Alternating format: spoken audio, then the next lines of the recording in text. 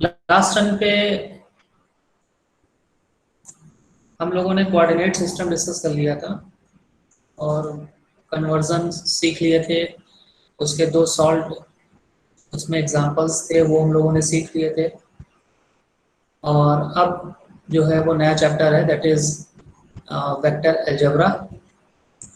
तो today we will discuss vector algebra.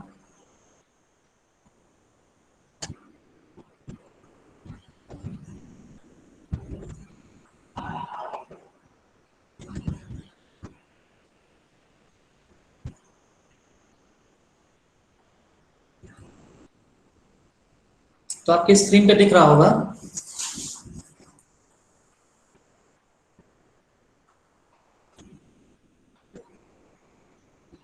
Last time पे हम लोगों ने स्केलर क्वांटिटीज और वेक्टर क्वांटिटीज के बारे में डिस्कस किया था।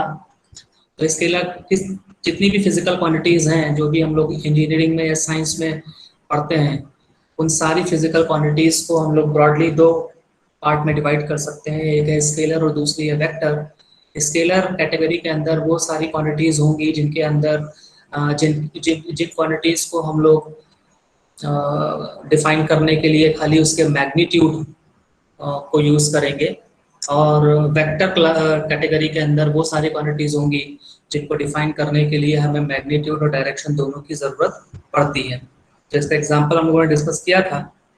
ये स्केलर क्वांटिटीज का एग्जांपल हो जाएगा, जैसे आपका मैग्नीट्यूड में मास मास में खाली हम मैग्नीट्यूड की बात करते हैं। डिस्टेंस डिस्टेंस भी हम मैग्नीट्यूड की बात करते हैं सिर्फ। और अगर हमें देखना है कि वेक्टर क्वांटिटीज क्या है, तो वेक्टर क्वांटिटीज का सबसे अच्छा एग्जांपल है फोर्स। फोर्स में हम लोग मैग्नीट्यूड के साथ साथ में डायरेक्शन की भी बात करते हैं। जब कभी भी आप किसी भी प्रॉब्लम के अंदर फोर्स देखते हैं तो फिर आपको वहाँ पर वो डायरेक्शन जरूर बताएगा, पर्टिकुलर डायरेक्शन में फोर्स अप्लाई हो रहा है इतने अमाउंट का। तो फोर्स को डिफाइन करने के लिए मैग्नीट्यूड और साथ में उसकी डायरेक्शन की ज़रूरत पड़ती है। इसी तरीके से बहुत सारी क्वांटिटीज़ हैं, जैसे कि वेलोसिटी। तो वेलोसिटी को डिफाइन करने के लिए भी मैग्नीट्यूड और डायरेक्शन की ज़रूरत पड़ेगी। एक्सेलरेशन हो गया, डिस्प्लेसमेंट हो गया एंड सो ऑन। तो बहुत सारी क्वांटिटीज़ जो हैं सिर्फ मैग्नीट्यूड से डिफाइन हो सकती हैं, और बहुत सारी क्वांटिटीज से वेक्टर से डिफाइन, डायरेक्शन और मैग्नीट्यूड दोनों से डिफाइन हो सकती हैं। फिर हम लोगों ने डिस्कस किया था कि फील्ड क्या है। तो फील्ड की डेफिनेशन हम लोगों ने डिस्कस करी थी।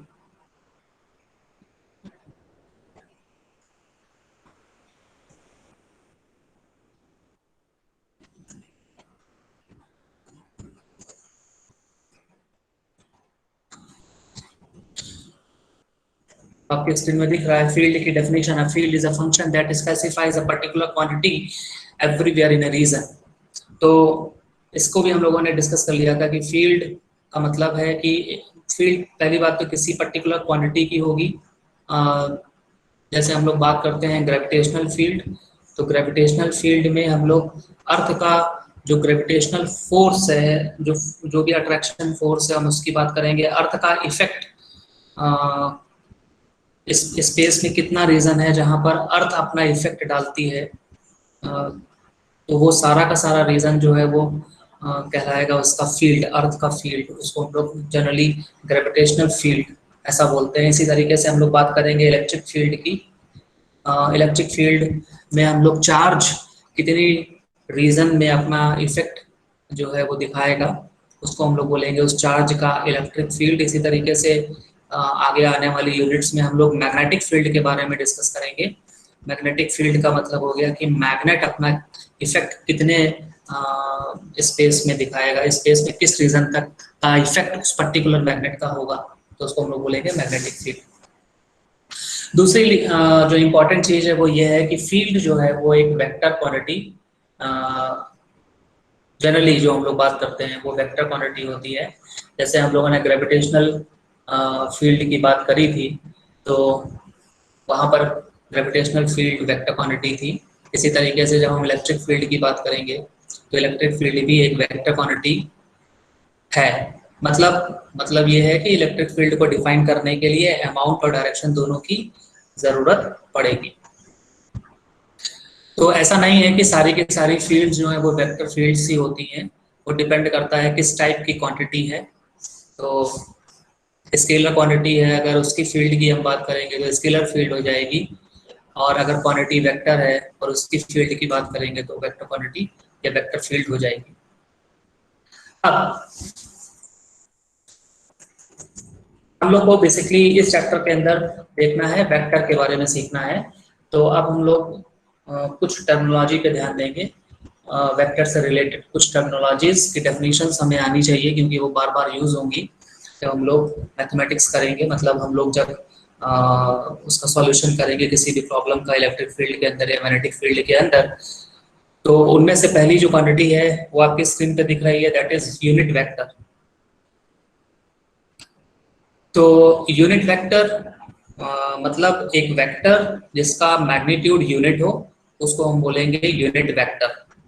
तो ये यूनिट वेक्टर किसी भी वेक्टर का हो सकता है, और यूनिट वेक्टर को हम लोग यूज करते हैं पर्टिकुलर वेक्टर की डायरेक्शन को डिफाइन करने के लिए, डायरेक्शन को बताने के लिए।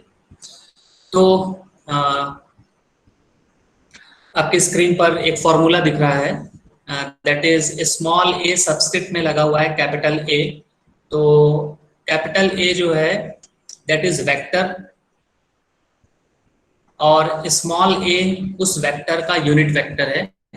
तो स्मॉल ए है यूनिट वेक्टर, कैपिटल ए है उस वेक्टर जिसका यूनिट वेक्टर हमें निकालना है। तो किसी भी वेक्टर का यूनिट वेक्टर की वैल्यू क्या होती है वो स्क्रीन पे आपके दिख रहा है। Equation number 1.5, it is given by vector divided by its magnitude. तो वेक्टर को यानी वेक्टर क्वांटिटी को अगर हम उसके मैग्नीट्यूड से डिवाइड कर देंगे तो जो हमें वैल्यू मिलेगी वो होगी उस वेक्टर की यूनिट वेक्टर। तो यूनिट वेक्टर की खासियत ये है कि उसमें डायरेक्शन होती है खाली, उसका मैग्नीट्यूड भी होगा लेकिन मैग्नीट्यूड की वैल्यू हमेशा 1 होगी। तो जैसे कि यहाँ पर लिखा हुआ है कि mod of unit vector A is equal to 1। तो इक्वेशन नंबर 1.5 से हम एक इक्वेशन बना सकते हैं, जैसे कि हम लिख सकते हैं कि वेक्टर ए किसके बराबर होगा, vector A is equal to a into unit vector of a. तो ये जो स्मॉल ए है, लेफ्ट हैंड साइड का जो ए है और राइट हैंड साइड का जो कैपिटल ए है, इन दोनों को अगर आप देख रहे हैं तो आपको एक डिफरेंस दिख रहा है। वो ये है कि लेफ्ट हैंड साइड में जो ए है वो बोल्ड लेटर्स में लिखा हुआ है, और राइट हैंड साइड का जो ए है वो बोल्ड नहीं है, वो नॉर्मल लेटर्स में लिखा हुआ है, नॉर्मल फॉन्ट में लिखा हुआ है।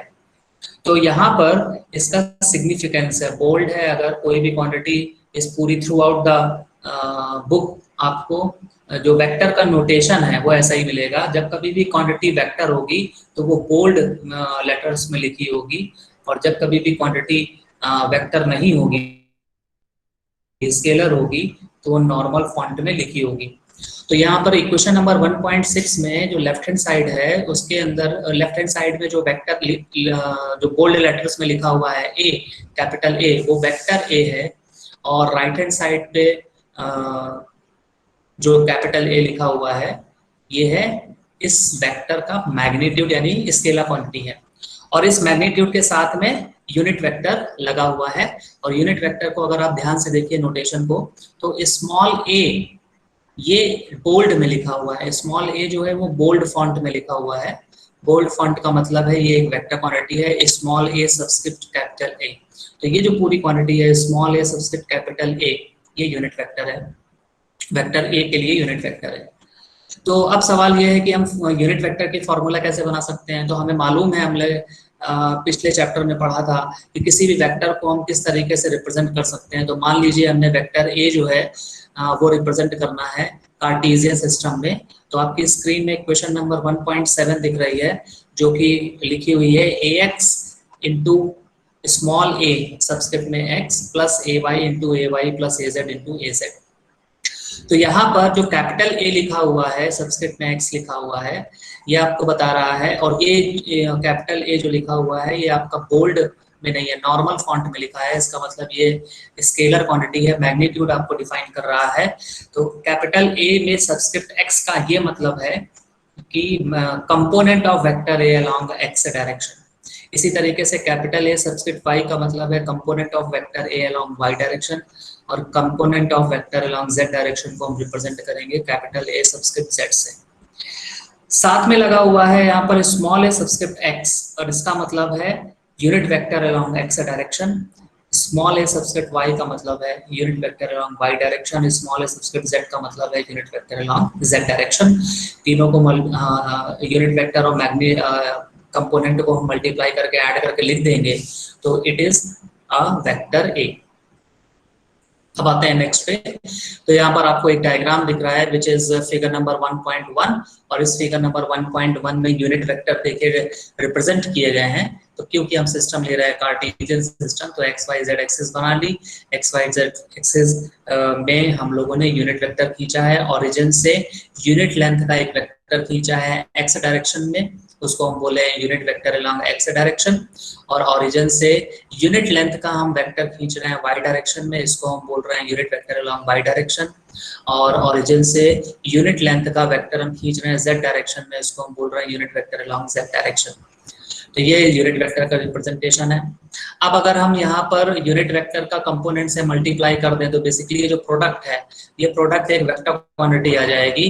तो यहाँ पर आपने देखिए यहाँ पर capital A x into small A x को कैसे यहाँ पर रिप्रेजेंट किया गया है, एक लाइन से रिप्रेजेंट किया है जो कि एक्स डायरेक्शन में है, लेकिन उसकी जो लेंथ है वो यूनिट नहीं है, वो यूनिट से ज्यादा या कम हो सकती है। वो डिपेंड करेगा कि यहाँ पर कंपोनेंट की वैल्यू कितनी है। तो फिलहाल जो डायग्राम में आपको दिख रही है लेंथ, वो एज डायग्राम जो है उसमें जो लेंथ है उससे ज्यादा है। तो इसकी लेंथ कम या ज्यादा हो रही है, कंपोनेंट की वैल्यू मल्टीप्लाई करेंगे तो यूनिट वेक्टर की लेंथ कम या ज्यादा हो जाएगी। तो फिलहाल यहाँ ज्यादा दिखाई गई है। इसी तरीके से ए वाई जो है इसको हम कैसे लिखेंगे, तो ए एक्स वेक्टर के हेड से ही आपने ये दूसरा वेक्टर खींचा है, इसकी लेंथ यूनिट वेक्टर नहीं है, उसके कुछ अलग है, लेकिन वाई डायरेक्शन में है ये वेक्टर। और ए वाई वेक्टर से फिर आपने एक तीसरा वेक्टर खींचा है, इसकी डायरेक्शन जो है वो जेड डायरेक्शन है और जिसकी लेंथ यूनिट नहीं है। तो इस तीसरे वेक्टर के बाद इसका जो हेड है, इस तीसरे वेक्टर के हेड को हमने पहले वाला वेक्टर की टेल से मिला दिया। तो ये जो ब्लैक लाइन आपको दिख रही है ओरिजिन से जो आखिरी वाला वेक्टर है उसके हेड की तरफ खींची गई, इसको हम बोलेंगे वेक्टर ए। तो ये जो वेक्टर ए है, ये वेक्टर ए कैसे लिखेंगे, हम लिखेंगे a x plus A y plus A z. तो ये बन जाएगा वेक्टर ए। अब ये जो वेक्टर ए है, इस वेक्टर ए का मैग्नीट्यूड कैसे लिखेंगे, तो वेक्टर ए का मैग्नीट्यूड आपको इक्वेशन नंबर 1.8 में दिख रहा है, अंडर रूट ए एक्स स्क्वायर प्लस ए वाई स्क्वायर प्लस ए जेड स्क्वायर, इस तरीके से हम लिखेंगे। और इस वेक्टर का, वेक्टर ए का हमें निकालना है यूनिट वेक्टर, तो उस यूनिट वेक्टर को हम लोग लिखेंगे a x plus A y plus A z divided by under root A x square plus A y square plus A z square. तो ये कैसे आ गया, क्योंकि हमने अभी पिछले टॉपिक में देखा था यूनिट वेक्टर वाले में, जो इक्वेशन नंबर 1.5 है उसको हम देखें अगर, तो यहाँ पर यूनिट वेक्टर कैसे लिखा गया है, unit vector is equal to vector divide by its mod. तो यहाँ पर हमने वेक्टर की जो वैल्यू है कार्टेशियन सिस्टम में वो हमने लिख दिया है, और उसी वेक्टर का मॉड हमने यहाँ पर निकाल के लिख दिया है। तो फॉर्मूला हमको मिल गया है इक्वेशन नंबर 1.9 में जो दिख रहा है आपको, that is A x plus A y plus A z divided by under root A x square plus A y square plus A z square. तो ये फॉर्मूला हमें याद रखना है। और इसमें एक चीज आपको ध्यान रखनी है कि जरूरी नहीं है कि आपको वेक्टर कार्टेशियन सिस्टम में ही हमेशा दिया हो, वेक्टर किसी भी फॉर्म में आप रिप्रेजेंट कर सकते हैं, किसी भी सिस्टम में रिप्रेजेंट कर सकते हैं, ये हम लोगों ने डिस्कस किया था। अब 3 तरीके के सिस्टम हमें यहाँ पर स्टडी करने हैं basically, Cartesian system, cylindrical system and spherical system.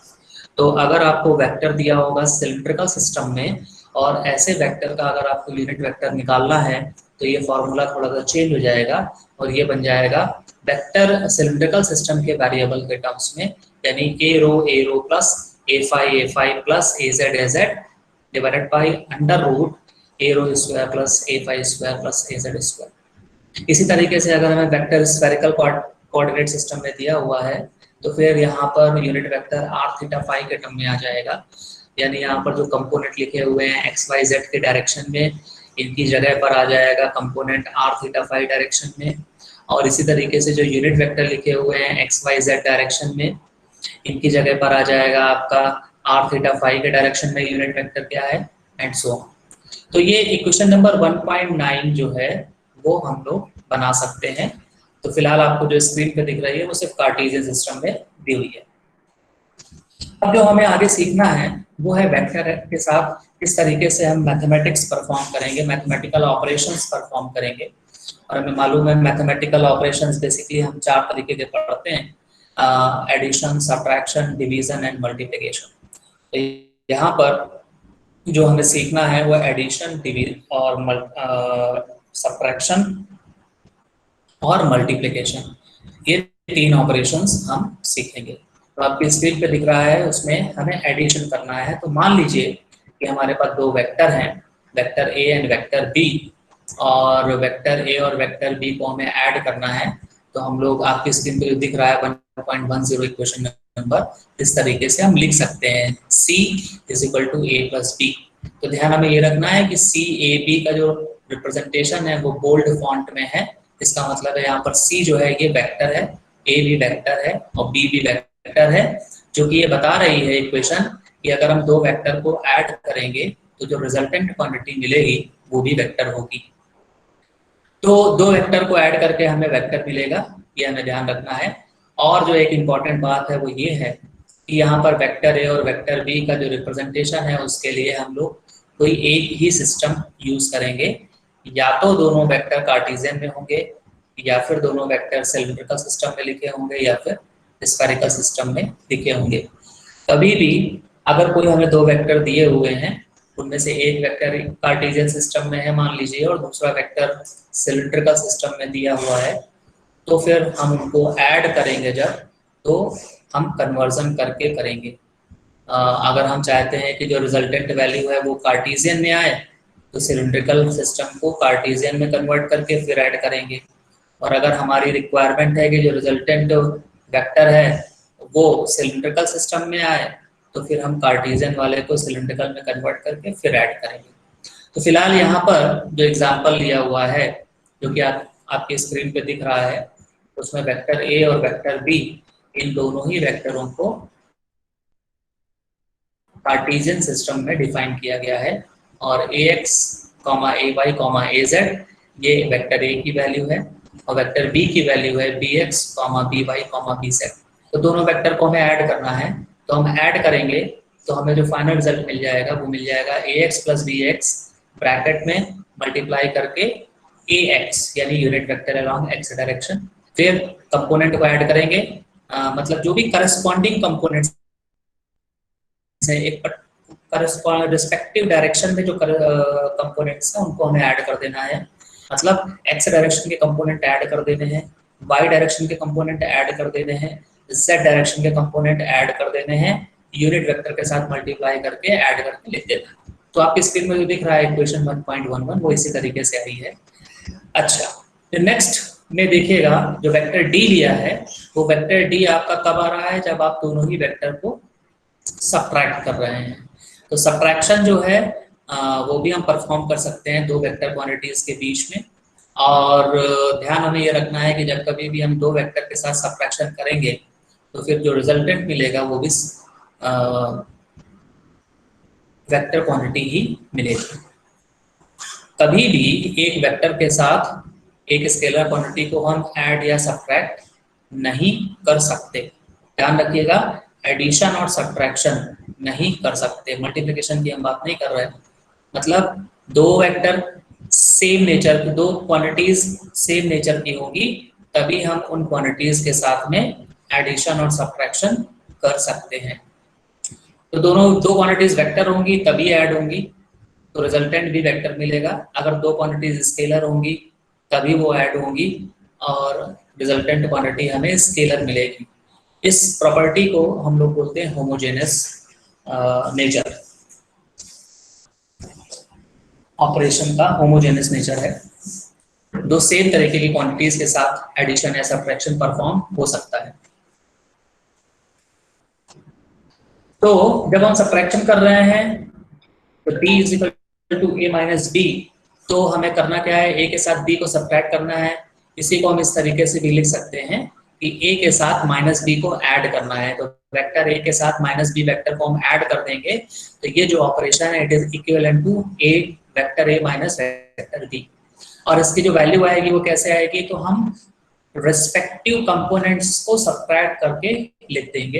तो एक्स डायरेक्शन के जो कंपोनेंट्स हैं उनको सब्ट्रैक्ट कर दिया, बड़े में से छोटा, a पहले लिखा हुआ है तो a यहाँ पर पहले आएगा, b बाद में लिखा है तो b बाद में आएगा।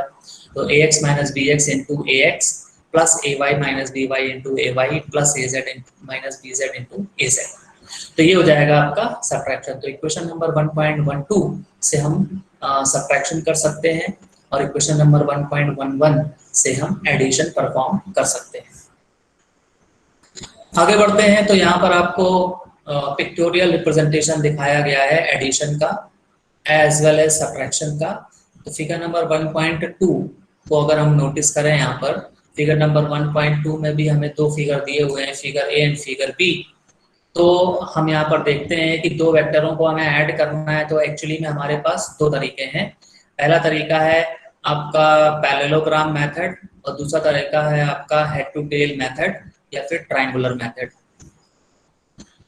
तो ये दोनों जो तरीके हैं दो वेक्टर क्वांटिटीज को ऐड करने के, जो दोनों मेथड हैं, ये आप लोग प्रीवियस क्लास में अपनी पढ़ चुके हैं। तो पैरेललोग्राम मेथड में आपको क्या दिख रहा है, पैरेललोग्राम मेथड में यहाँ पर हमारे पास दो वेक्टर हैं, vector A and vector b, इन दोनों को ऐड करना है। तो in case of parallelogram method आप पहले एक वेक्टर को हॉरिजॉन्टल प्लेस करेंगे, जो भी हॉरिजॉन्टल वेक्टर है पहले उसको हम ड्रॉ करेंगे, या मतलब जरूरी नहीं है कि हॉरिजॉन्टल ही, लेकिन हम मतलब एक नियम मतलब यहाँ पर आप बना सकते हैं कि हॉरिजॉन्टल को हमने पहले प्लेस किया, जो भी डायरेक्शन दी है उस डायरेक्शन के हिसाब से। इसके बाद हॉरिजॉन्टल वेक्टर जो भी है उसकी टेल से दूसरा वाला वेक्टर हमने यहाँ पर ड्रॉ किया, और ध्यान रखना है कि दोनों ही वेक्टर की टेल कॉमन हो। इसके बाद पहला वेक्टर जो हॉरिजॉन्टल वेक्टर है उस वेक्टर के हेड से हमने एक लाइन खींची, और वो लाइन जो है वो वेक्टर ए के पैरेलल होगी। फिर दूसरा वेक्टर जो वेक्टर ए खींचा है हमने कुछ एंगल पर, उसके हेड से हम दूसरी लाइन खींचेंगे जो कि वेक्टर बी के पैरेलल होगी, और ये दोनों लाइन जहां पर एक दूसरे को इंटरसेक्ट करेंगी उस पॉइंट को और जो कॉमन टेल पॉइंट है उस दोनों पॉइंट को हम मिला देंगे, एक वेक्टर बना देंगे, और वेक्टर की डायरेक्शन होगी जो इंटरसेक्शन पॉइंट है उस तरफ। तो ये जो वेक्टर हमें नया वेक्टर मिल रहा है इसको हम बोलेंगे ये है रिजल्टेंट सी वेक्टर, यानी वेक्टर ए और वेक्टर बी का जोड़ करने के बाद हमें मिल रहा है वो है सी वेक्टर। तो this method is parallelogram method.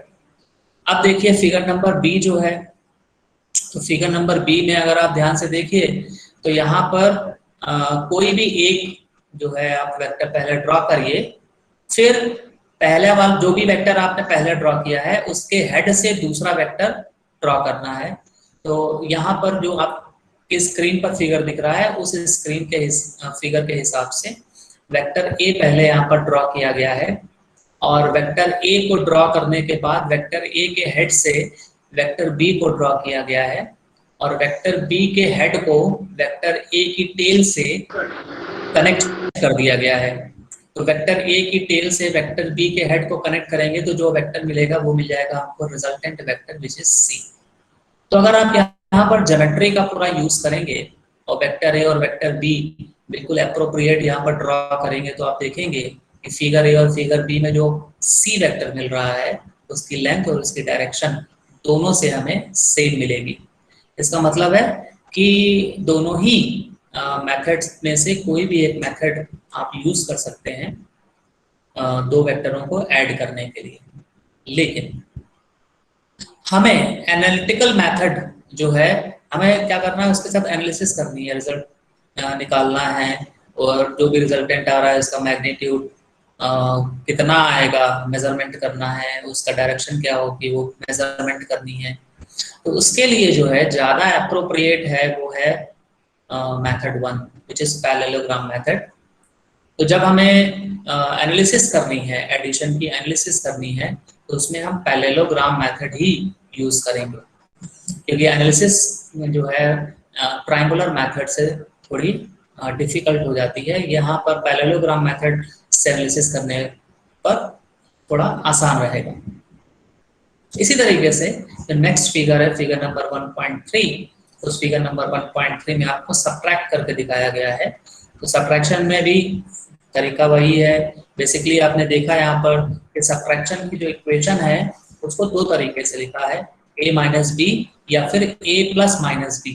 तो ये जो a plus minus B representation है सब्ट्रैक्शन को डिफाइन करने का, ये बड़ा इंपॉर्टेंट है समझना, क्योंकि यहाँ पर हम एडिशन करके ही सब्ट्रैक्शन निकाल रहे हैं। लेकिन अंतर ये है कि जो वेक्टर को हमें सब्ट्रैक्ट करना है उसके साथ हमने माइनस लगा दिया है, और एडिशन फिर हमने यहाँ पर बाद में लगाया है। इसका क्या मतलब है? इसका मतलब है अगर आप चाहते हैं सब्ट्रैक्शन करना, तो आप क्या करिए, बाद वाली वैल्यू को रिवर्स कर दीजिए, बाद वाला वेक्टर जो है ना उसको ड्रॉ करिए और उसका एक रिवर्स अपोजिट वेक्टर ड्रॉ करिए, जैसा कि अभी आप डायग्राम में देखेंगे। तो यहाँ पर पहले वेक्टर बी ड्रॉ किया, इस वेक्टर बी को ड्रॉ करके फिर एक यहाँ पर उसके बिल्कुल अपोजिट डायरेक्शन में दूसरा वेक्टर ड्रॉ किया, उसको हम बोल रहे हैं वेक्टर माइनस बी। तो एक्चुअली में हमें क्या चाहिए, माइनस बी, क्योंकि हम ए के साथ माइनस बी को ऐड करेंगे। अब ऐड करने के हमारे पास दो तरीके, हमें मिल गया माइनस बी वेक्टर, हमें मिल गया ए वेक्टर। इन दोनों वेक्टर को ऐड करने के हमारे पास दो तरीके, पैरेललोग्राम मेथड और ट्रायंगुलर मेथड। तो जो फिगर ए बना हुआ है, फिगर नंबर 1.3 का ए पार्ट जो बना हुआ है, इसमें आप एडिशन कर रहे हैं पैरेललोग्राम मेथड को यूज करके। और पैरेललोग्राम मेथड में क्या है कि आपने एक हॉरिजॉन्टल वेक्टर बनाया, तो माइनस बी आपने पहले बनाया, माइनस बी वेक्टर की टेल से दूसरा वेक्टर ड्रॉ किया जो कि है वेक्टर ए। फिर आपने क्या किया, वेक्टर ए यानी दूसरे वाले वेक्टर के हेड से एक लाइन जो कि पैरेलल होगी माइनस बी वेक्टर के, वो ड्रॉ करी। फिर पहले वाले वेक्टर के हेड से एक लाइन जो कि पैरेलल होगी वेक्टर ए के, वो ड्रॉ किया। ये दोनों लाइन जहां पर इंटरसेक्ट करेंगी, उस पॉइंट ऑफ इंटरसेक्शन से ओरिजिन को या दोनों की जो टेल है कॉमन टेल उसको मिला दिया। तो ये जो रिजल्टेंट वेक्टर है ये इन दोनों का एडिशन होगा। बेसिकली एडिशन क्या है, सब्ट्रैक्शन। तो t is equal to a plus minus B, या हम बोल सकते हैं ये b मिल गया which is a minus b। So this is the way in which through which we can add and subtract two vectors. इसी तरीके से दूसरा जो मेथड है उसमें देखिएगा, तो दूसरा मेथड में हमने ट्रायंगुलर मेथड यूज किया है। ट्रायंगुलर मेथड में कैसे करेंगे, तो ट्रायंगुलर मेथड में आपको करना ये है कि आपने पहले यहाँ पर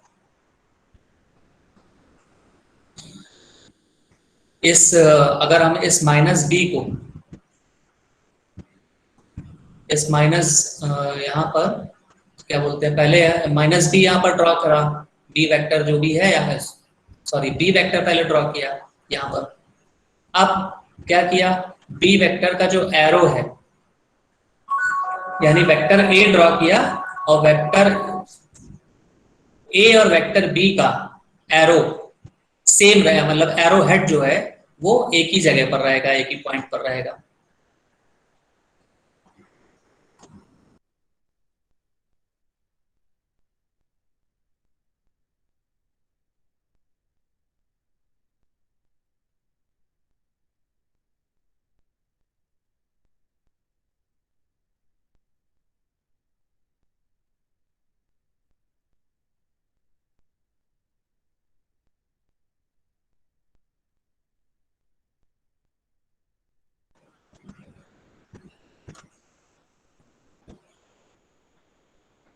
तो वेक्टर ए और वेक्टर बी हमने ड्रॉ किए, और ध्यान ये रखना है हमको यहाँ पर, क्योंकि सब्ट्रैक्शन करना है बेसिकली हमको, तो वेक्टर ए और वेक्टर बी के एरो हेड जो है वो कॉमन रहेंगे। और फिर हमने एक वेक्टर खींचा ए की टेल से बी की टेल की तरफ, तो ये जो वेक्टर मिलेगा डी वेक्टर, ये वेक्टर डी ही होगा सब्ट्रैक्शन ए माइनस बी। तो ये तरीके हैं वेक्टर को ऐड करने के और वेक्टर को सब्ट्रैक्ट करने के। सब्ट्रैक्शन में हमने यहाँ पर बेसिकली एडिशन करके ही सब्ट्रैक्शन किया है, ये ध्यान रखना। तो अब हम देखते हैं यहाँ पर कि एडिशन और सब्ट्रैक्शन की क्या बेसिक क्या प्रॉपर्टीज होती हैं। तो आपको एक टेबल दिख रही होगी आपकी स्क्रीन पर, और वहाँ पर आपको 3 कॉलम दिख रहे हैं। पहला वाला जो कॉलम है ये, इसमें क्या लॉ है, कौन सा लॉ फॉलो होगा वो लिखा हुआ है। और दूसरे वाले कॉलम में एडिशन के लिए कौन कौन से लॉ फॉलो होंगे वो लिखना है। तीसरे वाले कॉलम में हमें लिखना है कि मल्टीप्लिकेशन के लिए कौन कौन से लॉ फॉलो होंगे। और लॉ के नीचे में 3 लॉज लिखे हुए हैं। पहला है कम्यूटेटिव लॉ, दूसरा है एसोसिएटिव लॉ, तीसरा है डिस्ट्रीब्यूटिव लॉ। तो कम्यूटेटिव लॉ जो है वो एडिशन के लिए फॉलो होगा।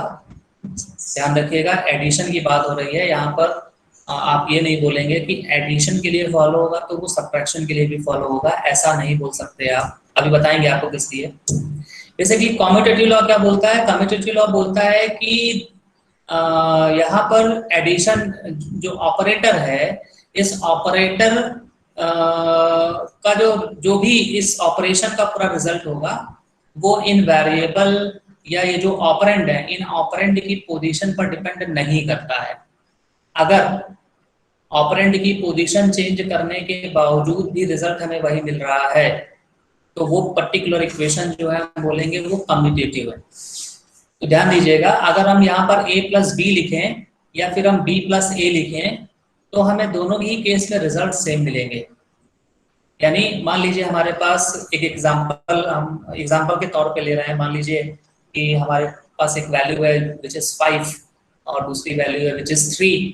तो अगर हम 5 प्लस 3 लिखें या फिर हम 3 प्लस 5 लिखें, दोनों ही केस में हमें एज मिलेगा। तो 5 प्लस 3 या 3 प्लस 5 को हम क्या बोलेंगे, हम बोलेंगे कम्यूटेटिव है। मतलब ऑपरेंड की पोजीशन को चेंज करने के बाद भी ऑपरेशन का जो रिजल्ट है वो चेंज ना हो तो हम बोलेंगे वो पर्टिकुलर इक्वेशन जो है वो कम्यूटेटिव है।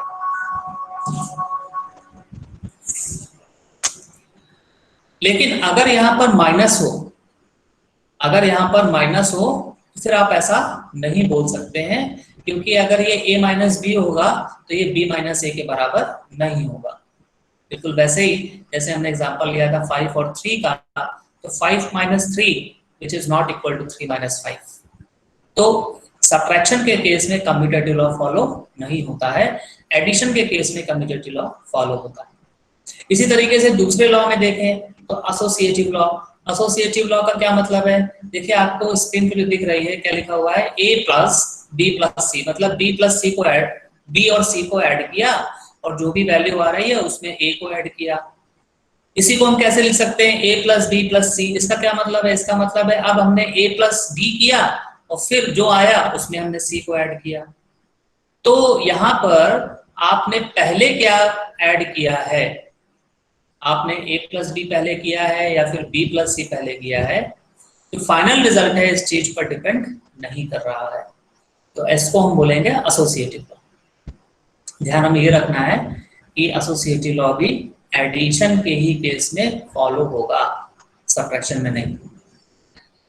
तो यहाँ पर तीसरा लॉ देखते हैं, वो है डिस्ट्रीब्यूटिव। डिस्ट्रीब्यूटिव लॉ क्या बोल रहा है, डिस्ट्रीब्यूटिव लॉ बोल रहा है कि अगर कोई स्केलर क्वांटिटी है k और उस स्केलर क्वांटिटी k को अगर हम a प्लस बी पर अप्लाई करें, तो a प्लस बी पर हमने k को अप्लाई किया, तो ये किसके बराबर होगा कि हम a पर k को अप्लाई करें और b पर k को अप्लाई करके और दोनों को ऐड करके लिख दें। तो हम बोल सकते हैं कि k is distributed over the addition. तो यहाँ पर k जो है हमने a के साथ भी लिख लिया, b के साथ भी लिख लिया। इसको हम बोलेंगे k is distributed over the addition. इसका मतलब हो गया कि यहाँ पर डिस्ट्रीब्यूटिव लॉ फॉलो हो रहा है। तो हम लोगों ने देखा कि एडिशन जो है वो कम्यूटेटिव लॉ भी फॉलो करता है, एसोसिएटिव लॉ भी फॉलो करता है और डिस्ट्रीब्यूटिव लॉ भी फॉलो करता है।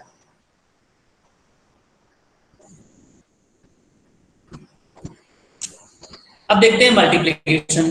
तो मल्टीप्लिकेशन में देखिए कम्यूटेटिव लॉ, कम्यूटेटिव लॉ आपको हमने बताया कि वेरिएबल की पोजीशन को चेंज करने के बाद भी अगर रिजल्ट चेंज नहीं हो रहा है तो हम बोलेंगे कि वो पर्टिकुलर इक्वेशन कम्यूटेटिव है। जैसे कि आपको स्क्रीन पर दिख रहा है कि k time a equal to a time k। k क्या है यहाँ पर? स्केलर। ये ध्यान रखिएगा, k वेक्टर नहीं होगा, k स्केलर होगा। तो k यहाँ पर स्केलर है। एक स्केलर क्वांटिटी को अगर आपने एक वेक्टर क्वांटिटी के साथ मल्टीप्लाई कर दिया है तो आपको बिल्कुल वही वैल्यू मिलेगी अगर आप वेक्टर को स्केलर के साथ मल्टीप्लाई कर दीजिए। यानी k इंटू ए करिए चाहे a इंटू k करिए, वैल्यू सेम मिलेगी। इसका मतलब है मल्टीप्लिकेशन भी कम्यूटेटिव लॉ फॉलो करता है। इसी तरीके से एसोसिएटिव लॉ, तो मल्टीप्लिकेशन में देखिए हमने यहाँ पर पहले a के साथ l का मल्टीप्लिकेशन किया है, यानी l a मिला, और फिर उसके ऊपर हमने k अप्लाई किया है। इसको हम ऐसे भी बोल सकते हैं कि पहले हमने k और l मल्टीप्लाई किया है और फिर हमने a मल्टीप्लाई किया है। तो दोनों ही केस में यहाँ पर रिजल्ट हमें सेम मिलेगा। लेफ्ट हैंड साइड और राइट हैंड साइड दोनों ही वैल्यू सेम होगी, चाहे आप पहले l को a से मल्टीप्लाई करिए और फिर k से मल्टीप्लाई करिए, या फिर आप पहले k और l को मल्टीप्लाई करिए और उसके बाद फिर a से मल्टीप्लाई करिए, दोनों ही केस में आपको सेम मिलेगा। तो हम बोल सकते हैं कि मल्टीप्लिकेशन इज एसोसिएटिव। ठीक है, तो मल्टीप्लिकेशन इज एसोसिएटिव। तो ये हमें याद रखनी है, इसकी जो बेसिक प्रॉपर्टीज हैं कि एडिशन जो है वो कम्यूटेटिव भी होता है, एसोसिएटिव भी होता है, डिस्ट्रीब्यूटिव भी होता है, और मल्टीप्लिकेशन कम्यूटेटिव होता है और एसोसिएटिव होता है। अब आते हैं अपने नेक्स्ट टॉपिक पे, और नेक्स्ट टॉपिक में हमें पोजीशन वेक्टर और डिस्टेंस वेक्टर को समझना है।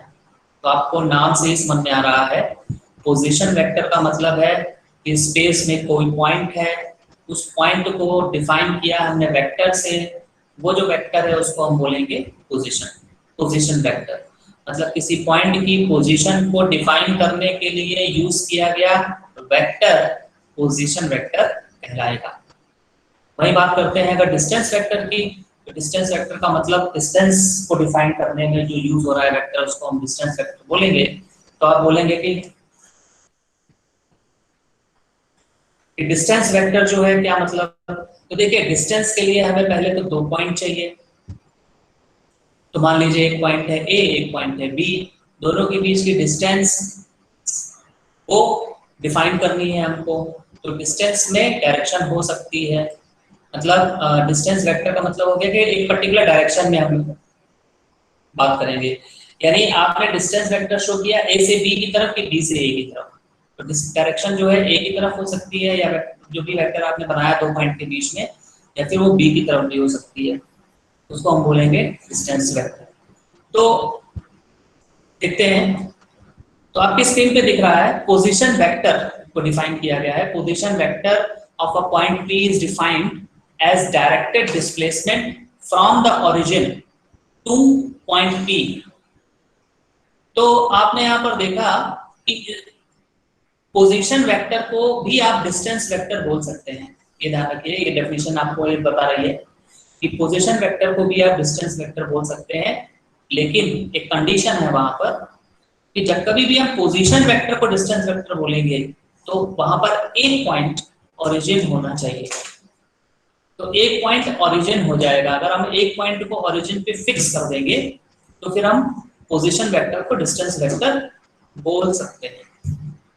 तो फिलहाल यहाँ पर 2 पॉइंट लिए, एक ओरिजिन और एक पॉइंट P, और दोनों पॉइंट के बीच में एक वेक्टर बनाया जिसकी डायरेक्शन है P की तरफ, और उस वेक्टर को हम बोलेंगे पोजीशन वेक्टर।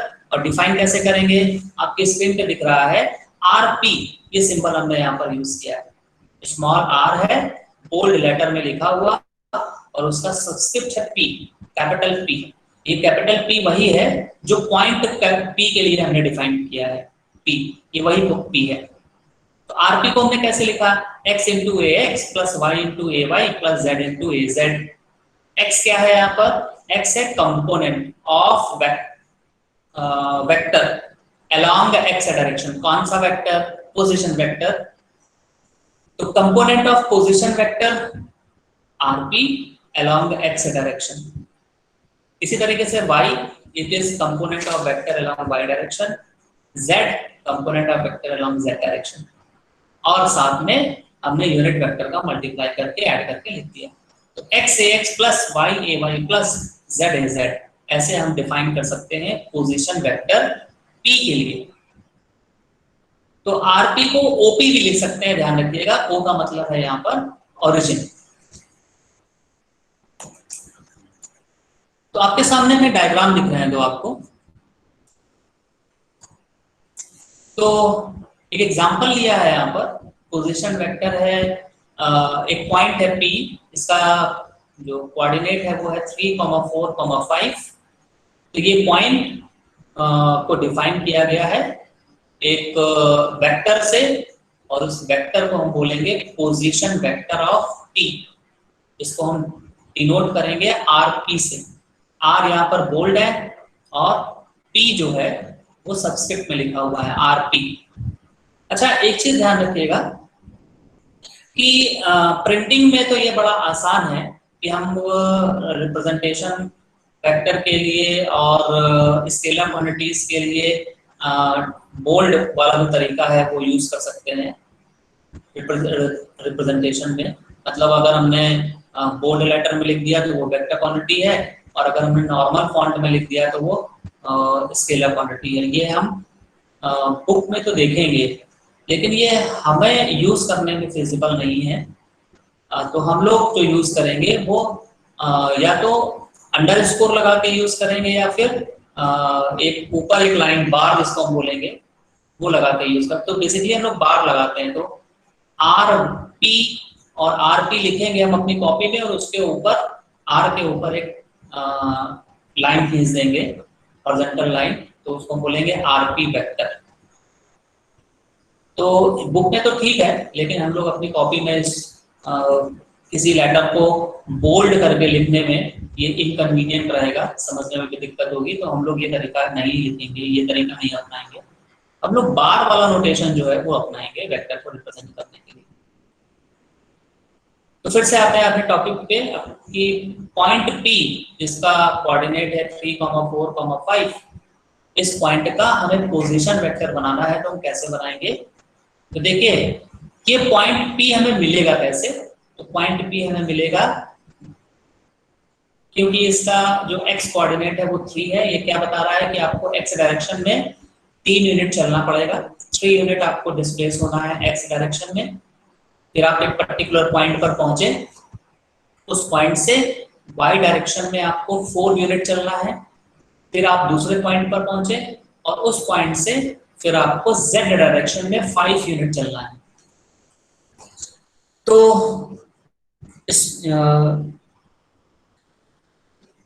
ओरिजिन से x डायरेक्शन में चले 3 यूनिट, फिर चले हम y डायरेक्शन में 4 यूनिट, फिर चले हम z डायरेक्शन में 5 यूनिट, और फिर हमें मिल गया पॉइंट P। तो ये हो गया पॉइंट P। और इस पॉइंट P को अगर हम ओरिजिन से मिला दें और एक वेक्टर बना दें, और वेक्टर की खासियत रहे कि वेक्टर का जो हेड है वो पॉइंट की तरफ हो, तो ये जो वेक्टर बनेगा इसका एक पॉइंट, एक जो सिरा है वो P की तरफ रहेगा, जिसको हम बोलेंगे हेड, और टेल जो है ओरिजिन पे रहेगा। तो ये जो लाइन है ये आपको पोजीशन वेक्टर मतलब बोला जाएगा, पॉइंट P का पोजीशन वेक्टर बोला जाएगा।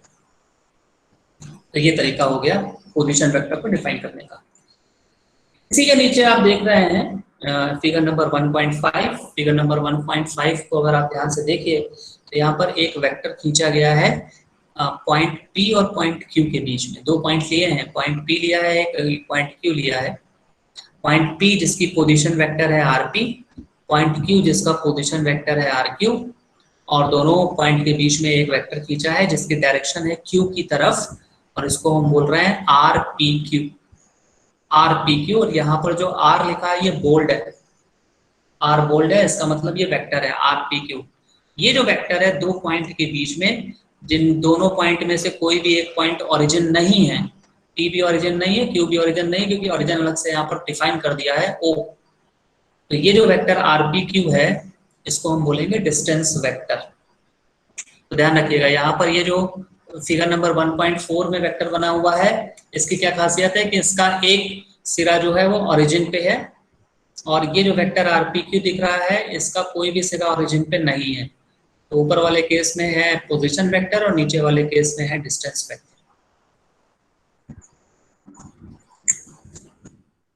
डिस्टेंस वेक्टर क्या बोलेंगे? Distance vector is the displacement from one point two another. ध्यान रखिएगा, distance vector is the displacement from one point two another.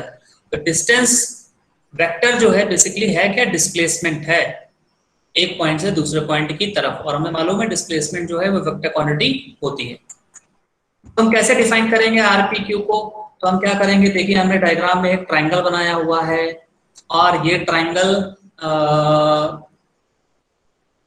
से ही हम इसको डिफाइन करेंगे। तो हम मान लेते हैं कि ओरिजिन P से चलना शुरू करते हैं। तो ओरिजिन P से अगर हम चलें तो देखिए ओरिजिन O से चलते हैं, तो ओरिजिन O से चलें P की तरफ, फिर P से गए Q की तरफ, फिर Q से गए O की तरफ, तो इसका मतलब हम वापस O पर पहुंच गए। तो अगर और हम लोग ये जानते हैं कि हम जहां से चलें और वहीं पर अगर घूम के पहुंच जाए तो हम ऐसा भी बोल सकते हैं कि जो डिस्प्लेसमेंट है वो जीरो हो गया, डिस्प्लेसमेंट जीरो मिला। तो डिस्प्लेसमेंट जीरो, डिस्प्लेसमेंट होता क्या है? डिस्प्लेसमेंट है आपका इनिशियल फाइनल पोजीशन और इनिशियल पोजीशन के बीच का डिफरेंस। तो अगर फाइनल पोजीशन वही हो जो इनिशियल पोजीशन थी, इसका मतलब है दोनों के बीच का डिफरेंस जीरो होगा, और जीरो होगा तो हम बोलेंगे डिस्प्लेसमेंट जीरो है। तो अगर आप O से चल रहे हैं इस ट्राइंगल में, इसकी साइड से होते हुए और वापस O पर पहुंच रहे हैं, तो इसका मतलब है नेट डिस्प्लेसमेंट जीरो। अब हम करेंगे क्या कि O से चलते वक्त हमारी डायरेक्शन में, हमारे मोशन की डायरेक्शन में तीन वेक्टर पड़ रहे हैं, उनमें से जो वेक्टर की डायरेक्शन मोशन की डायरेक्शन में होगी उस वेक्टर को प्लस के साथ लिख लेंगे, और जो वेक्टर की डायरेक्शन मोशन के डायरेक्शन के अपोजिट होगी उसको हम माइनस के साथ लिखेंगे, और फाइनली सबको ऐड करके इक्वल टू जीरो कर देंगे। मतलब ये है कि ओरिजिन से O से चले अगर हम P की तरफ, तो हमें एक वेक्टर मिल रहा है जिसको हम बोल रहे हैं RP, और RP की डायरेक्शन और हमारे मोशन की डायरेक्शन सेम है, तो हम लिखेंगे प्लस RP। फिर P से Q की तरफ चलेंगे तो हमारा मोशन और वेक्टर की डायरेक्शन सेम है, तो हम RPQ को भी प्लस के साथ लिखेंगे उसी के RP के आगे, तो plus RP plus RPQ।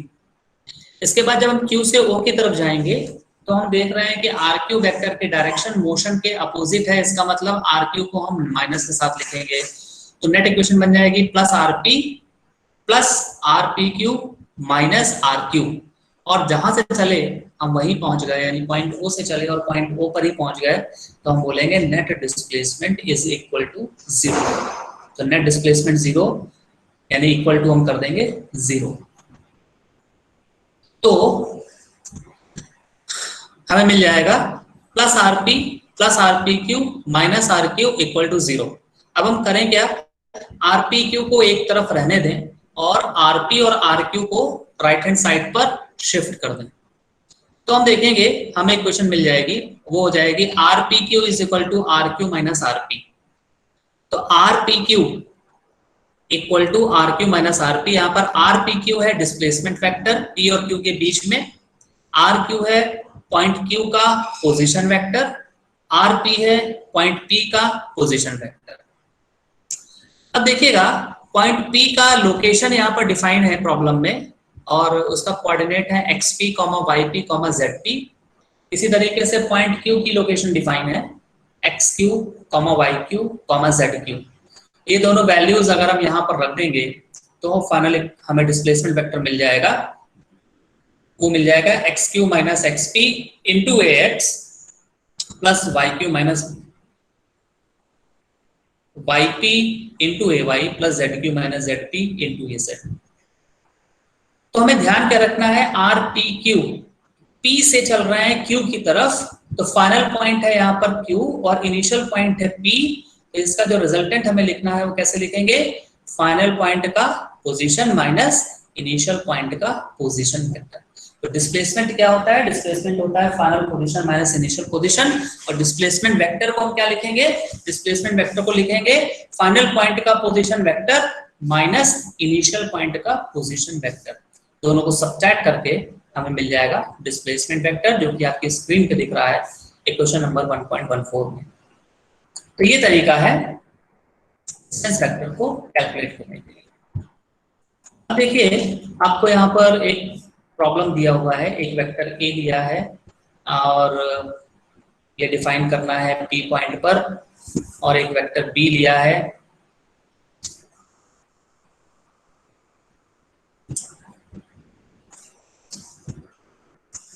Example number 1.1, यहाँ पर दो वेक्टर आपको दिए हुए हैं, वेक्टर ए और वेक्टर बी, और फिर आपको कुछ ऑपरेशंस हैं वो परफॉर्म करने हैं। तो वेक्टर ए जो है, पहले आपको ये चेक कर लेना है दोनों का सिस्टम सेम है कि नहीं। सिस्टम अगर सेम होगा तभी हम एडिशन या सब्ट्रैक्शन कर सकते हैं, सिस्टम अगर डिफरेंट होगा तो फिर हमें दोनों के सिस्टम को सेम करना होगा और फिर इसके बाद हम उसके ऊपर मैथमेटिक्स अप्लाई करेंगे। तो वेक्टर ए जो है उसका जो भी यूनिट वेक्टर लिखा हुआ है वो एक्स वाई जेड के टर्म में लिखा हुआ है, इसका मतलब ये कार्टेशियन सिस्टम में दिया हुआ है। वेक्टर बी को भी यहाँ पर डिफाइन किया गया है, तो उसमें unit vector x y z के टर्म नहीं लिखे हुए हैं, इसका मतलब दूसरा वेक्टर बी भी जो है वो कार्टेशियन में दिया हुआ है। दोनों वेक्टर अगर कार्टेशियन सिस्टम में दिए हुए हैं तो इसका मतलब है कि दोनों ही का सिस्टम सेम है।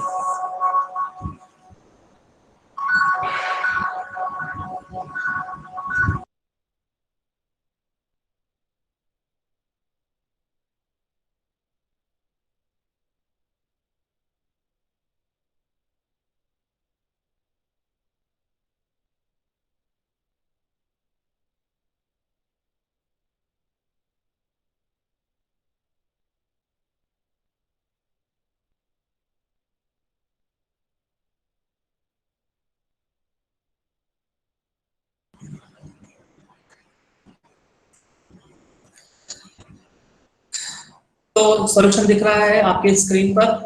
तो यहाँ पर पहला जो पार्ट था वो आपको निकालना है कि वेक्टर ए का कंपोनेंट वाई डायरेक्शन में क्या है। दूसरा पॉइंट आपको नहीं, दूसरा पार्ट जो है वो ये पूछ रहा है कि 3a माइनस बी की वैल्यू क्या है, और तीसरा जो पार्ट है वो आप 3a माइनस बी का मैग्नीट्यूड क्या है, और तीसरा पार्ट जो है वो पूछ रहा है a प्लस 2b का यूनिट वेक्टर क्या है। तो पहला पार्ट देखते हैं, वेक्टर ए का आपको कंपोनेंट निकालना है वाई डायरेक्शन में, तो आप आते हैं वेक्टर ए पर और देखते हैं कि यूनिट वेक्टर वाई डायरेक्शन के साथ में क्या वैल्यू लिखी हुई है। तो आप ध्यान से देखिए तो यहाँ पर वैल्यू लिखी है 4, लेकिन 4 के पहले प्लस साइन नहीं है, माइनस साइन है। इसका मतलब ये जो माइनस साइन है हम इस 4 के साथ ही अटैच कर देंगे, तो ये हमें मिल जाएगा कंपोनेंट की वैल्यू। तो कंपोनेंट वाई डायरेक्शन के अलॉन्ग कितना हो जाएगा, -4। अगर आपसे पूछा होता है यहाँ पर कि एक्स डायरेक्शन के अलॉन्ग कंपोनेंट कितना है, तो आप बोलते +10।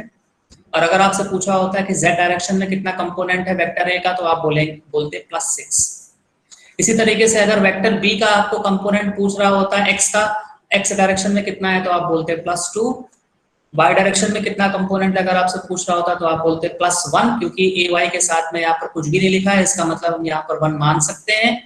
और अगर बी वेक्टर के लिए आपको पूछ रहा होता है कि इसका कंपोनेंट बताइए वेक्टर बी का जेड डायरेक्शन के अलॉन्ग, तो फिर आप यहाँ पर देखते हैं कि जेड है ही नहीं, यूनिट वेक्टर जेड के अलॉन्ग लिखा ही नहीं है, इसका मतलब यूनिट वेक्टर यानी उसके साथ जो अटैच कंपोनेंट है वो 0 है, क्योंकि यहाँ पर कंपोनेंट को हम मल्टीप्लाई करके लिखते हैं। तो अगर हम 0 को यूनिट वेक्टर z के साथ मल्टीप्लाई कर देंगे तो इट विल बिकम 0। तो जो भी एब्सेंट है, जो भी यहाँ पर डायरेक्शन का जो वैल्यू है वो एब्सेंट है, तो आप बोलेंगे उस पर्टिकुलर डायरेक्शन में जो कंपोनेंट है वो 0 है। तो ये पहला पार्ट हो जाएगा। दूसरा पार्ट, उसमें आपको 3a माइनस बी का मैग्नीट्यूड, तो पहले आप 3a माइनस बी कैलकुलेट करिए, यानी आपको a दिया हुआ है उसमें 3 का मल्टीप्लाई करिए, और b दिया हुआ है उसको 3a से b माइनस कर दीजिए, तो हमें 3a माइनस बी मिल जाएगा और उसका मैग्नीट्यूड निकाल लीजिए।